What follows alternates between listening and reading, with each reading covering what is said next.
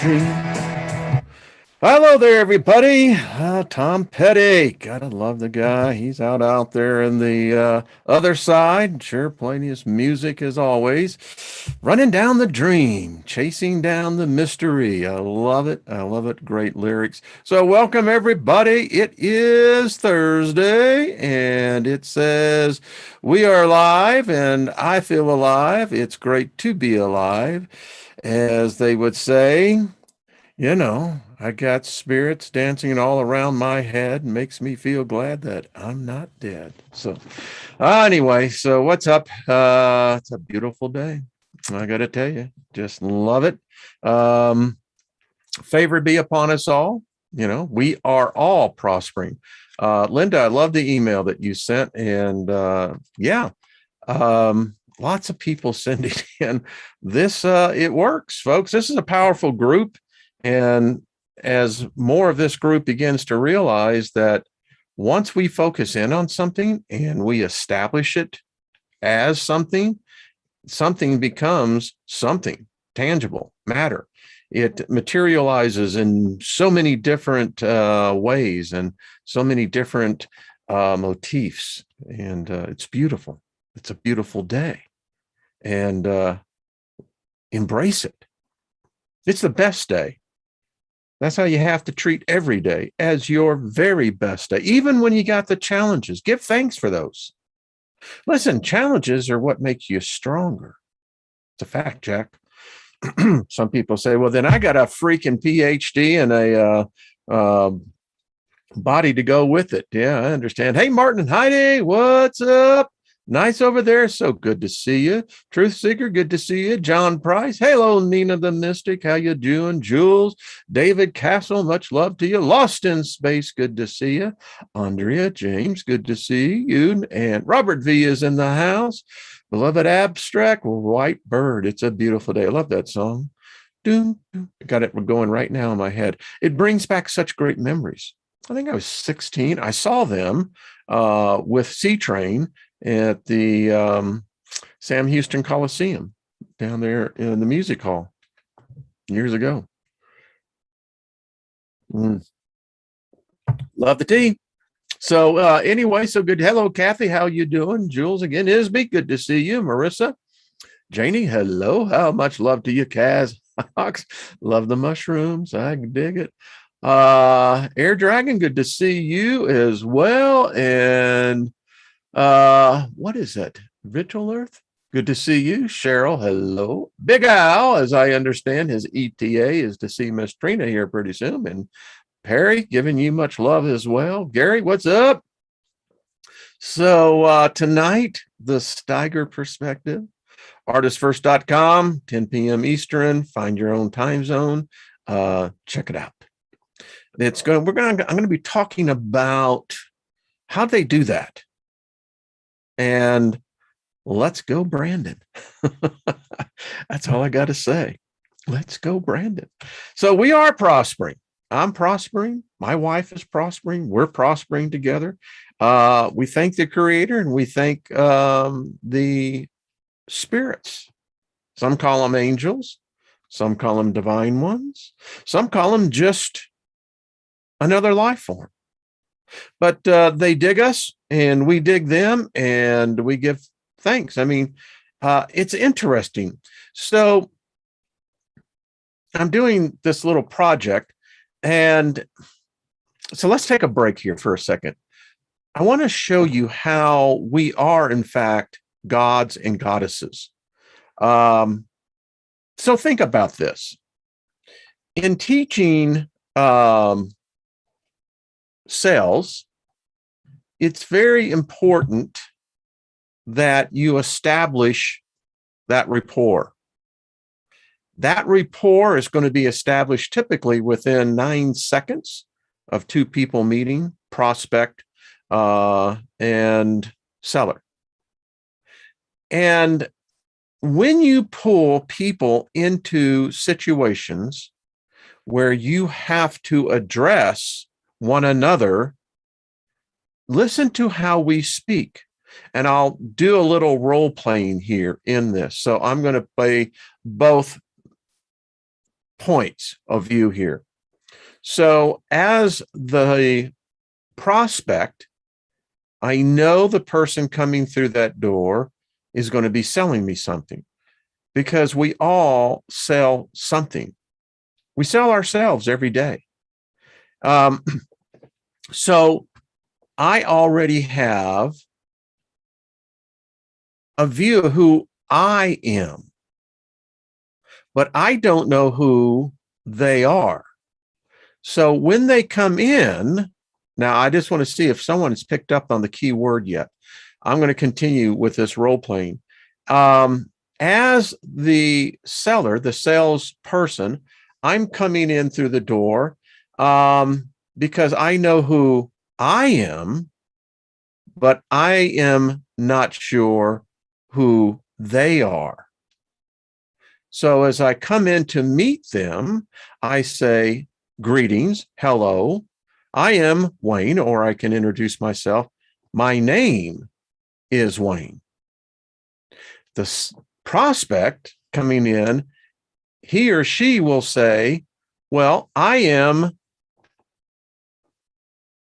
Now, the key point to all this is what we have done here. We're spirit beings, we're gods, goddesses, but we love to play make-believe. But it's so part of us that it comes out in our speech. And if you got the key word exactly, beloved abstract, you got it. I am. Now, when you come out of Christianity like I did, and I studied Judaism, Islam to a certain extent, the God of the Bible says that his name is I am, that I am. Yet we use it in everyday exchanges in different languages, different cultures all over the world. And we have done this almost from the very beginning, if not from the beginning. So my whole point to all this is it comes out. I mean, we actually imitate that. I am. Grace, you got it.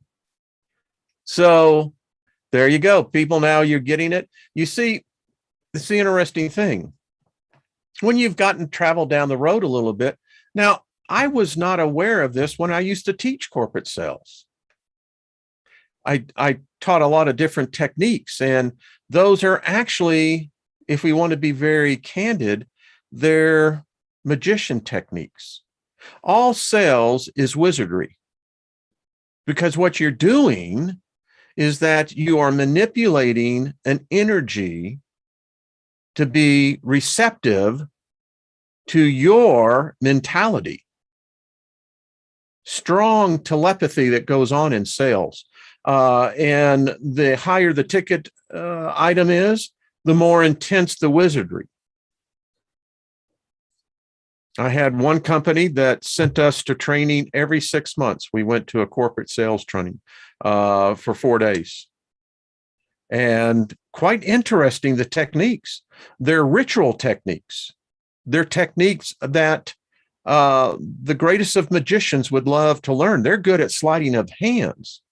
But when you can do it with the mind, and you can come in and be the top producer for your company, be the top earner in your family. I mean, it just extrapolate it out. So anyway, thought y'all might like to know that. But you really aren't the I am. That is misidentified. I disagree with you, beloved abstract. You're absolutely, I would have to say, we can agree to disagree, but I happen to believe I have a stronger foundation. It is exactly what it is. I am. Didn't we have it, Robert V? I know you did you had the author, and I thought it was a great interview. I am creator, wasn't that I am? Anyway, but it's fun. That's why we come in here. Debate is fun. I really, I did well at in debating class. Yeah, it's just one of those things. So anyway, there we go. My name is Gaelic. I can't see that the same. Well, John, That sounds what I would have to say. Yes, Al, Dale Carnegie. Yes. Actually also took the Xerox course. Yeah, always at the top of my class. So it's good to disagree. Al, that's exactly it. Because why? Because we get a respect and an appreciation from two different points of view. That's what makes it cool. It is. Like, I am the alpha and the omega. Nina, that would imply a beginning and an ending, right? So if I am the alpha and the omega, the beginning and the end, I'm finite. Just my point of view. Viola says, finally made it. Well, welcome. Good to see you. Hugs to you. The Mod Squad. Bringer of new thoughts. That's cool. But anyway, I just thought that was cool when I saw that, because it plays over itself over and over and over again. So moving right on along. It's such a lovely day. Almost 12 coming up. I pulled this angel card. Thought this one was really cool. This is Haiah, Haiah, like Isaiah, Haiah, the angel of refuge and shelter, Durus Refrigum, God the refuge. I always think of Psalms 91 when I think of refuge. Patron of spiritual individuals, mediums, modern day hermits. It's good to know that you have an angel that really digs your, personality. Yeah. Protector of gentle, discreet, and solitary people. Transforms solitude into a blessing.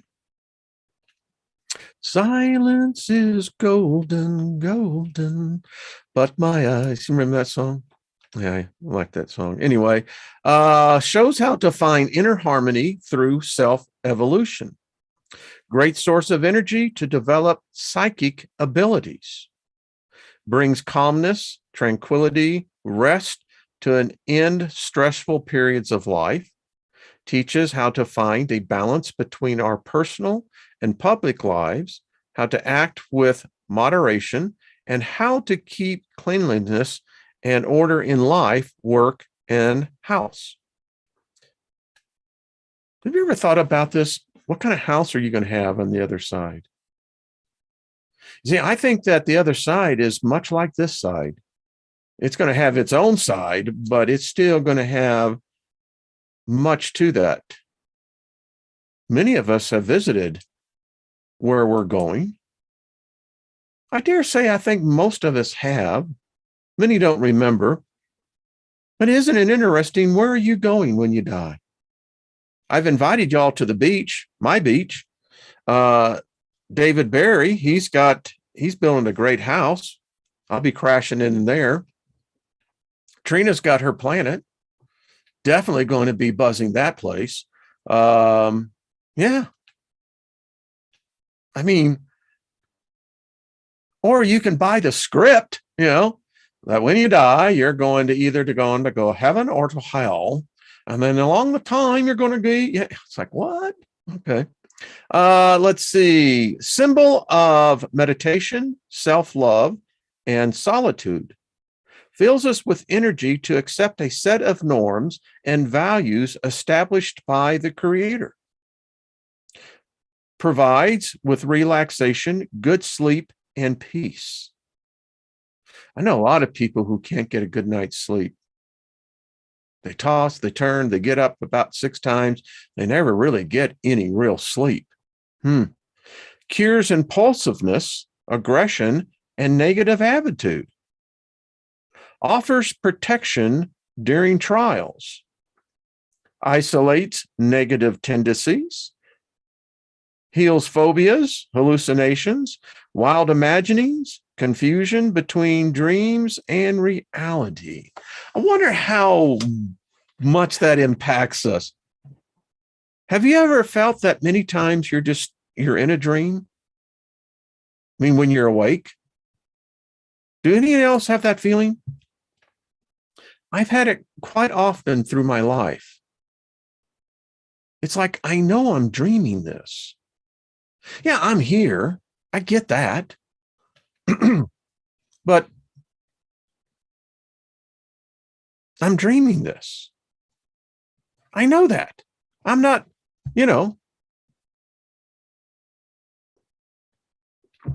all my energy's not here. In fact, I would say I really don't have much energy here. I got it somewhere else. Maybe what is that? Is that a self-protection? I don't know. Anybody else? Wayne, I missed the angel name. Oh, okay. It is Hahaya, H-A-H-A-I-A-H, angel of refuge and shelter. Good time. Let's see. Oh, it's under the Archangel Raziel. We know Raziel. I call out Raziel all the time. Raziel, to let you know, you should get to know Raziel, because if you really want to say, hey, what's up, Ariel? And, always sing their name, Ariel, Ariel, Ariel. Anyway, Raziel is kind of like, it's the job superintendent. You want to get on the job site? You need to go through him. Her, I don't know. Yeah. Isn't that our Martin Heidi said, even in a dream, I wake up and I wake up and I wake up. Yeah, could it be like, when you look in two mirrors, when they come together, they say that's why you get infinity, because you're showing the opposite of this world. And so when you get two mirrors together and you look in and you put your head in, you can look either way, you can see infinity. Yeah, it's a weird thing. Brings me back to something on the hotel at the Mandolin Bay. In their suites, they had one that had the weirdest effect. I mean, huge bathroom suites, but they had one where these mirrors, like they were facing three different sides. And if you got in there at a right different angle, I know this sounds weird, but hey, listen, enjoy life and all of its mysteries. Then you get this weird 3D effect that, I'm in eternity. Anyway,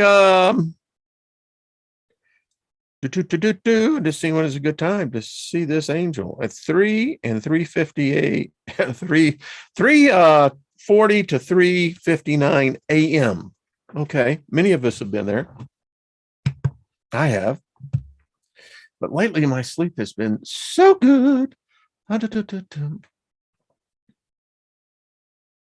So, what else is up? Hey, Lucky Stone, what's up? Good to see you. Interesting times, aren't they? Yes. And remember, we're in this weird energy where, just because we see something that we think it is the way it is, get ready. That means that there's something else coming in. Shannon, what's up? As a matter of fact, I dream in super intense technicolor sometimes. I love that. How many people dream in color? I've known a lot of people who dream in black and white. Just trying to see. Paul Joe says his wife dreams in color. He doesn't. Martin Heidi says, I'm a really good sleeper. Yeah. My wife is like that, Anyway, I just love hanging out here. I mean, this is what I just feel like doing today, hanging out a little bit, but we're going to get on with it. So I love the aspect of the conversation. I mean, are we really just in a dream world? Merrily, merrily, merrily, life is but a dream.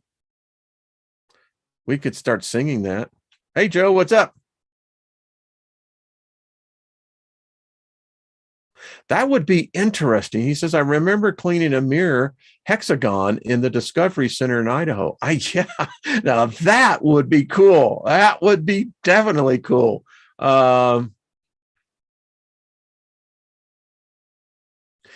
Jack Dreaming, she says, yes, I smell and taste in dreams sometimes. Yeah, yeah. Chrissy says, I really haven't dreamed in years. Well, darling, we got to change that. Somewhere I think that maybe it's just really big, but that's an interesting, you should focus in on that. Definitely dream in color. Okay, I love that. Lynn the Earthling says, jumping through mirrors brought me here. I think there may be some true reality to that. I mean, mirrors. If you want to really see if your house is really has visitors, they say mirrors are a good way of finding that out. Just be prepared if you happen to see something behind you that's moving that you can't see with your regular eyes. Yeah, that gets a little strange. The shadow beings. I have a theory on them, and it's interesting because I actually think that they could be what we would call cursed souls. They're cursed to live in that in-between realm, the shadow realm. And they're in between both what we would call the living realm and the dead realm. But they're shunned by other spirits. And so they're reduced to living or existing into this, what we would call kind of like a second dimension trap. They're not in the 3D world because they can only be seen in a two-dimensional form. Think about this, folks. It gets really weird. And it's just my theory that those are cursed spirits. They're shunned by all living spirits. And it's interesting. They've now been filmed actually on airplanes. So they can exist in a many different places. But again, they exist in between this realm and another realm. And yeah, just my theory. So many stories of realms and so little time. Ain't that the truth? Anyway, what did this say? In the Carnival, you can try your luck at games made to lose with cheap prices along the Dick, I love that. That is fantastic.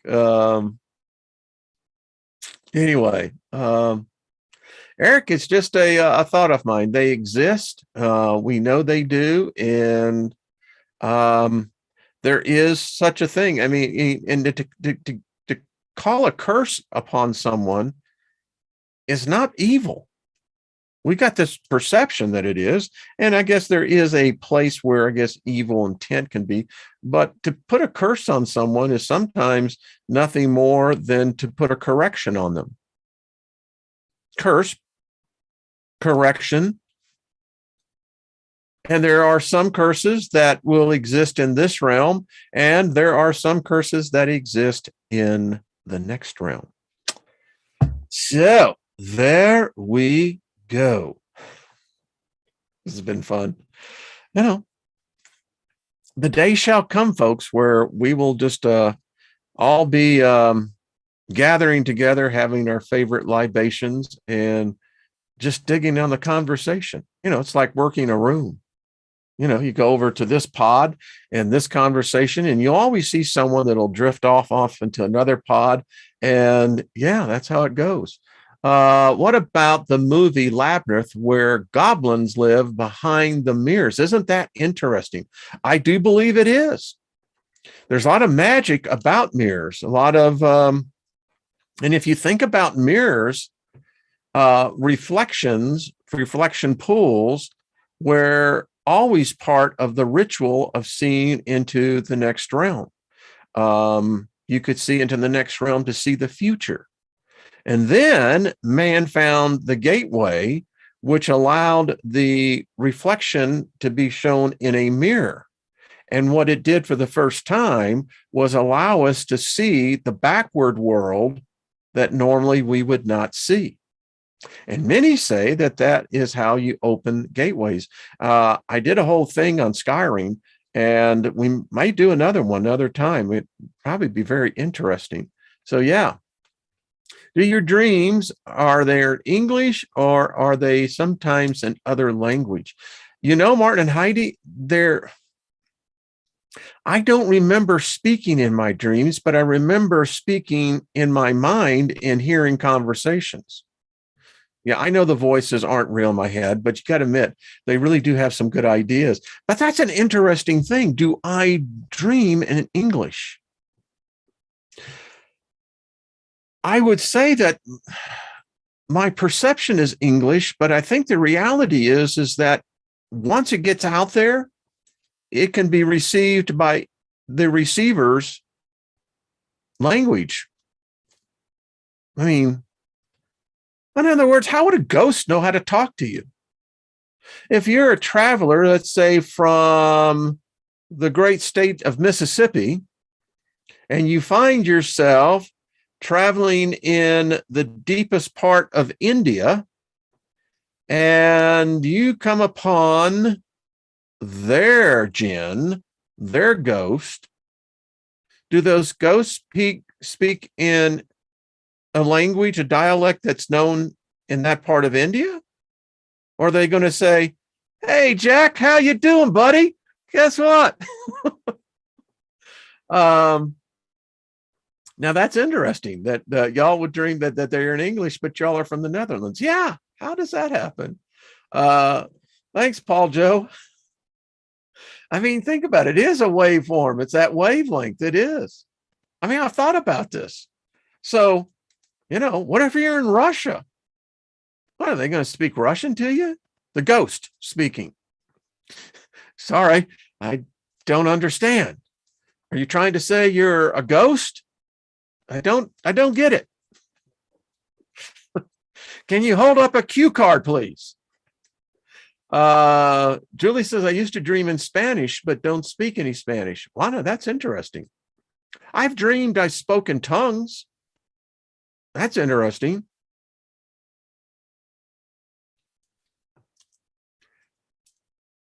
Some of y'all have some really cynical humor here.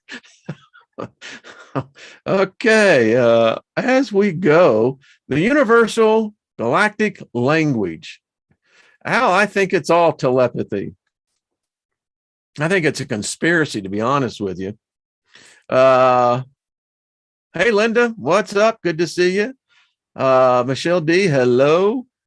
Okay, now let's get on with the journey with Jesus. What people don't understand is some people think I'm just, totally anti-religion, and I am totally. But, in my journey in Christianity, in Christendom, is what I should really say, I dug the cat Jesus. Really did. I felt all the time that the dude was really a hippie. There's evidence that, he partook of substances that, allowed for higher points of view. And you got to dig his message. I mean, if you take out all the programming and just listen to the message, it really is about being kind. It really is about loving the other person. But I think more importantly, it's about loving yourself first. You can't love other people if you don't love yourself. If you're the type of person that you're bitter, that you're really snippy, you look for other people's faults, you got a lot of work to do.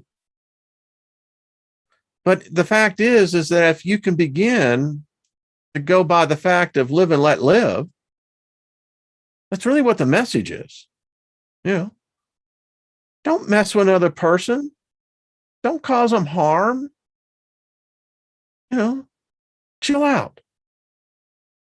Share some wine, a joint, maybe break some bread, maybe bake some bread. You know, that's really what it is. And we make it so complicated from there. I have no doubt. If we're talking about an individual, then it had to be a person from not this realm. I mean, by all indications, if you extract everything and you look at it, really what the dude is saying, man, we're trapped here. And I'm telling you how to get the hell out of here. So you don't have to come back here.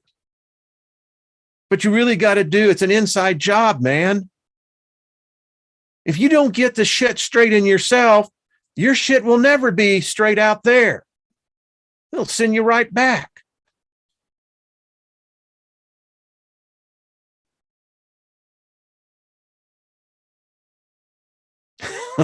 Shannon, I think you're right.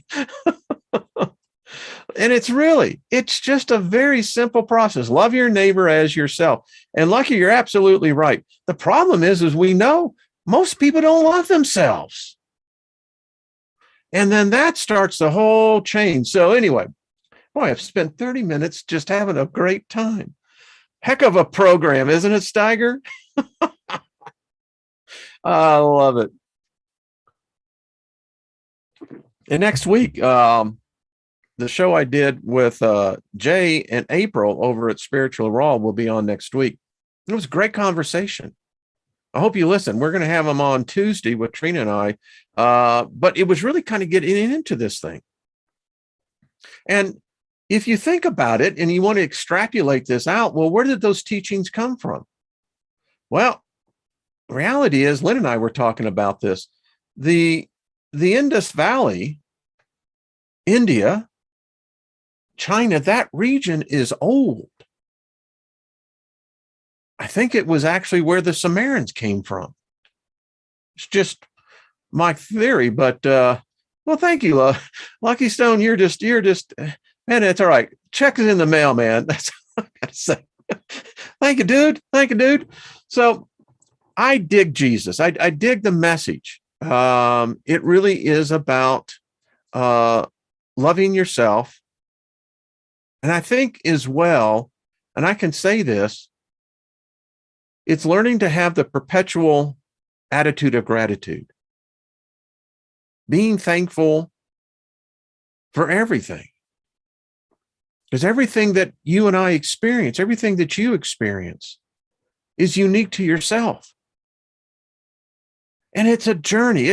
It's a blast, man. I mean, the older I get, the more I appreciate it. The adventure that I've had here, it has been marvelous.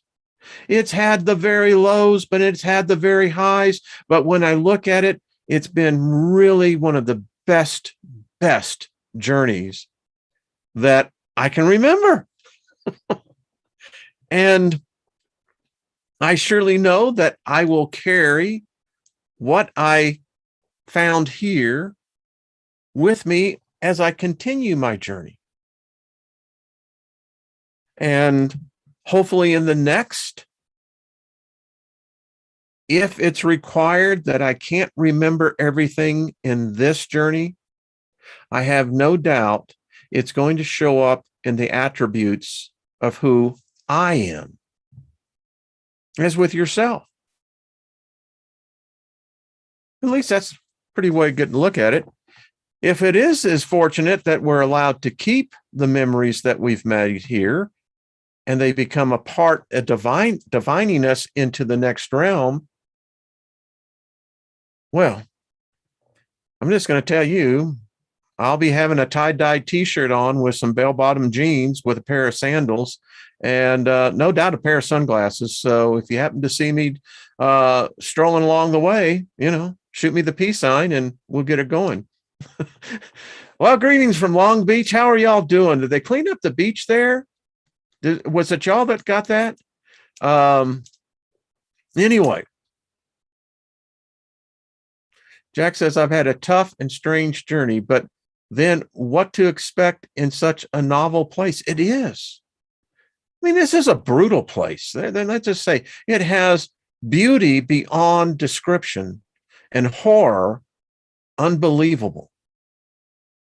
But in the midst of all of that, we find joy, we find love, we find pleasure, we find sorrow, but the sorrow we find only intensifies the joy that we're able to keep. It's interesting. I love it. And again, as the older I get, the more appreciative I am of being allowed. I mean, the idea that something gave me consciousness is still mind-blowing. To think that something greater than myself loved me enough before I was even consciously aware of it. Oh, folks, I mean, how can you not be grateful for that? You know? Just saying. But then there's a lot of cynics. So, what do I know? But it is wonderful. Spent the most of the whole hour just not even getting into the subject matter. Well, sometimes it is that way. And, you know, again, and I look at all of you. I mean, every one of you have made my life so much richer. It's just, what a gift. What an honor to be able to meet so many people that I don't even have to physically meet, because I can absorb and feel the energy of each and every one of you. I see you by name. Many of you, I can see you by your pictures. And Al, thank you for putting, the Soul Deck Tribe together. It gives us a chance to do that connecting. Waiting for the angel cards, because that's even going to be more powerful. But anyway, I guess that's really kind of where the message is, It's the opportunity of all the trillions and trillions of spirits that are out there. I have this unique experience of being able to share this thing. Cool.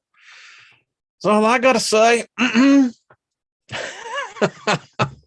it be true. It will be true, So thank you all. It's just, and we the ones that we've loved along the way, we've lost a few. We haven't lost them.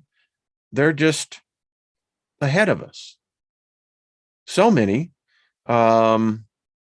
This, I'll be going on 6 years doing this noonday show next week. And, Brian, just so many faces. I can still see their faces and their voices, that energy that defined them. Jerry, there's just a number of them. And, as things continue to progress, we'll lose others, but no doubt there will be new ones who hopefully will keep this going on. Joe, well, we got to get it. Send it to Big Al. If we don't have your picture, we need your picture. That's all I got to say. So there we are. Kind of cool. It really is. So how shall we say? Off we go. Off to the races. It is a race, I guess. I don't know. The Apostle Paul said that we run our race before a great crowd of witnesses, and that they're cheering us on. It's interesting allegory, isn't it? Can you get that into your head? You're in a Roman theater, the Colosseum, and you're running. And when I think about it in the context of what it was possibly written as, the song that comes to mind to me is "Wondering Where the Lions Are." Wonder where the lions are. Yeah, you're running a race for your life. Beloved, Blazing River. Yeah, there you go. I've been watching the channel for 6 years. Yeah, yeah. So Jack Dreaming, do that. We'll put you in there. I think Al says there's some that are left. I think they're doing another deck. That is, I prefer to choose my own stage left. I have a Snagglepuss. Exit stage left. Okay. Oh, don't want to break any cameras. We all have beauty about us. It's just the great thing about us. You know, no cookie is ever the same cookie, but they all taste the same. That's there you go. That was an interesting one. Okay. Let's see. Okay, I kind of feel like, it's like, well, hey, Steiger, you completely got off of the tracks, but no, I really didn't. I just simply followed the elliptic road, and that's what I did. So I like this. I read this earlier, and I thought, this is so true because, again, my interpretation has expanded, but for decades, man, I was pigeonholed so tight into an ideology. I mean, you could stick a piece of coal up my ass and I'd shit out a diamond. That's how constricted I was in my belief systems, just that tight. And, I am grateful for the fact that now I can look at things with a little broader perspective. So it says here, and it's true, we know very little of the historical Jesus. This is a fact. If, in fact, the dude lived, which I'm willing to accept that, yeah, probably many of like him. And I don't think it was just simply in the male gender. I think it's female as well, but I digress. Some people say that the true Jesus was, in fact, probably female. Since the gospel texts that are available to us can hardly be considered as a source of biographical information, we know astonishingly little about the historical Jesus. The gospel texts that have been handed down to us by the church give us a birth story that is suspiciously akin to those of other traditions and must therefore be discounted for historical relevance. Place of birth, unknown. Date of birth, unknown. Parents, ? Youth, unknown. Flight to Egypt, doubtful, but Jesus stayed in Egypt at a later age in his youth. And after the nativity legend, we learn from the Gospel of Luke that Jesus appeared in the great temple of Jerusalem, where he amazed the priests and the learned rabbis by his answers and understanding. No information is available about his upbringing and education. Now, I want to stop here because this is an interesting point. Why I can't accept the story is because I know the historic record of Herod. And what is said in the Bible of what this man was in reality are two different people. Herod, the reason why the Romans found Judea of such value was that it not only connected Rome to the east through the Silk Road, but it was also the fact that Herod, as a king, appreciated his subjects, his people.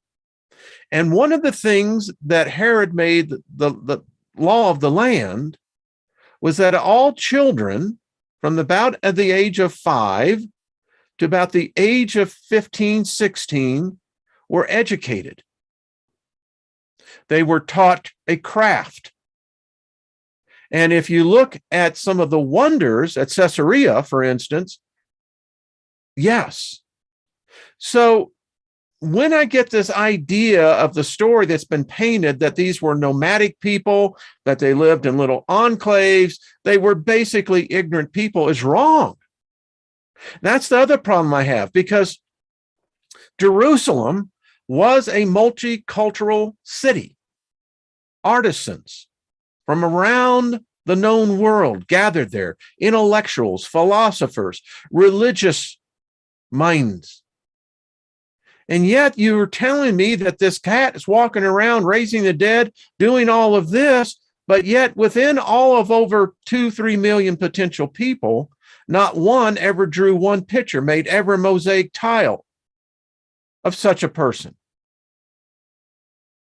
Doesn't make sense. Anyway, I digress. It says we can only assume that he received his education and schooling within the community in which he grew up. Well, you see, even this person hasn't done the study. Who was Herod? Who were the Herodians? Who were the Alexandrians? Who were the Flavians? This is real history, not this concocted stuff that we have. But again, there are elements of truth within every concoction. Different proofs, right? So we have a nativity legend, which closely resembles other similar legends of other religious traditions, such as the birth of Lord Krishna and of the Buddha. We then read that his parents fly to Egypt with their child and that the youth goes to the great temple of Jerusalem at the age of 12. Well, that is how the story went, right? Because apparently Herod was losing his mind and killing all the firstborn. That never happened. That is complete. It's complete. It's a lie. There never was a census. Anyway, it says the next thing we know is that Jesus starts his mission in Palestine by being baptized by John the Baptist when he was about 30 years of age. And that's only guessing. They don't know. In India and in Tibet, much information is available concerning the upbringing and education of highly gifted children, which are apparently born with God's special blessing. Kind of like the mystery schools. They still have a few. The way how, until now, a Dalai Lama has been identified in Tibet as a young infant, and how he is brought up and educated is a clear example of this tradition, where the parents are only fulfilling a minor role. These young children are separated from their parents in order to receive the very best and careful education. We find a similar care taken for the upbringing and education of the young Prince Rama in the Ramayana epic, and of Lord Krishna and Shankara. Even today, there exists an ancient family tradition among the Brahmin families in India that carefully lays down the rules for educating young Brahmin children. They're traditional, the Pathasala schools, which are always linked to a reputable temple or religious center, are an expression of this ancient tradition. The students at these schools are trained to learn and understand the ancient scriptures and their commentaries, together with contemporary subjects such as mathematics, physics, computers, and modern languages. I wonder how many wizards, how many goddesses, let's say, are programming computers. There's a show. The tradition is the leading factor, but it is still capable to deliver strong and modern young people from such schools. I bet you they will be. The great examples of humankind, such as Lord Krishna, Buddha, and Jesus, always have had a very special teachers to help them finding their way. And isn't it odd? I was in that religion for nearly 50 years, and it never occurred to me, well, how did Jesus learn all this? Couldn't have been by Joseph. I mean, the story, very little about Joseph. And Mary, again, that's why I went pursuing, and then I told you yesterday about The Search, great book, and what he found out. But here is a completely different story, same time period. I love it. However, the church remains totally silent about Jesus's education. Indeed, the church censors have deleted all available information from the available sources and condemned such information as heresy. The available sources were destroyed, even to the point that the great city library of Alexandria in Egypt was burnt down in the year 390 AD with the consent of the Bishop of Alexandria, Theophilus. Even today, the Vatican Library is virtually closed for academic historical research. And again, I have talked about, and many of you who are versed on this as well, that there were several great assaults on humanity.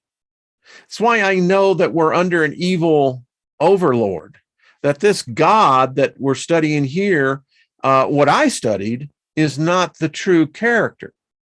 But getting back to the tragedies that took place in Alexandria and Constantinople at the same time, the two great learning centers of the Middle East, where the East and the West met, contained the sum total knowledge of mankind.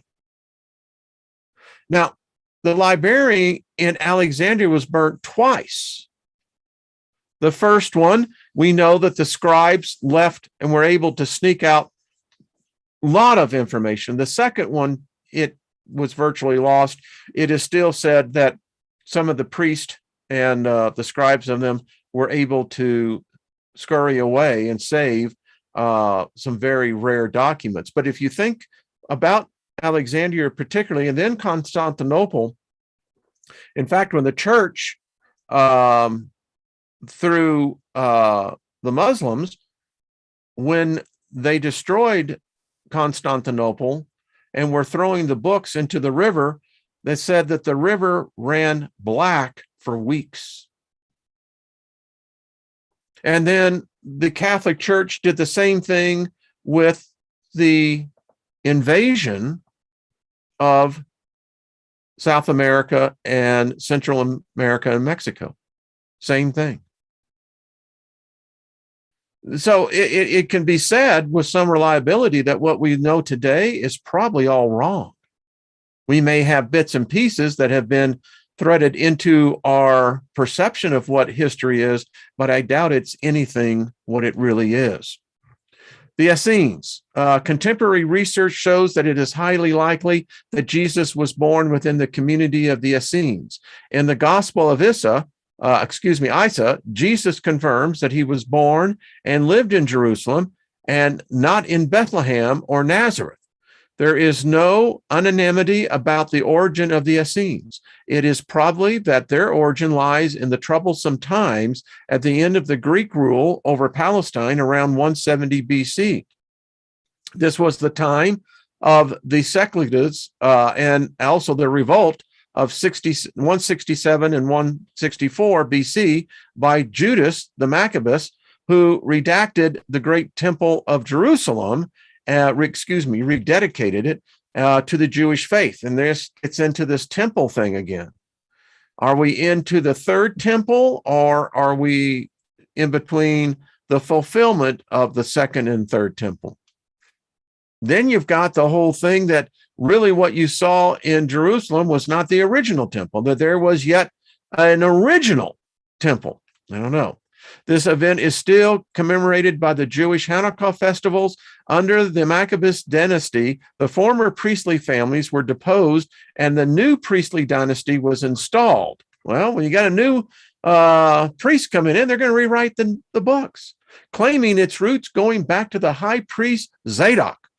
This is the origin of the powerful Sadducee priestly group in Jerusalem at the time of Jesus's presence in Palestine. You had the Pharisees, which are fair, you see, and then you had those Sadducees, who are always sad, don't you see? That's how I learned that. The former priestly families took refuge in the desert and were probably the founders of the Essene community and the writers of the Dead Sea Scrolls. The Dead Sea Scrolls bitterly opposed the current high priest of the temple. In fact, Judea became a priestly state for the next 100 years until Judea was invaded and subdued by the Romans under the general, Pompeius in 63 BC. The Romans made Herod the First, the Great, their vassal state king. Under his rule, the Temple of Jerusalem was rebuilt until it was once again destroyed in 70 AD by Titus, which was Vespasian's son. Within the Essene community, it was the rule that a family man would work during the day as an artisan, such as a carpenter, a fisherman, a weaver, or a mason in the town or village where he lived with his family. But their discipline, way of life, enabled them to use the remaining 16 hours per day for study of the scriptures, for religious ceremonies and prayer, and for eating and sleeping.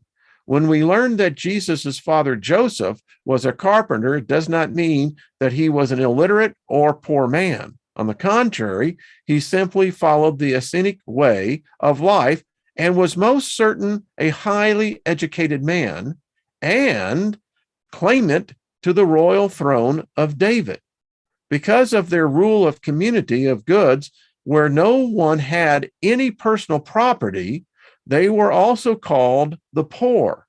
The rule of giving to the poor could also mean giving or assisting the Essenes and adapting the Essenic way of life. Well, why is it doing that? Here we go.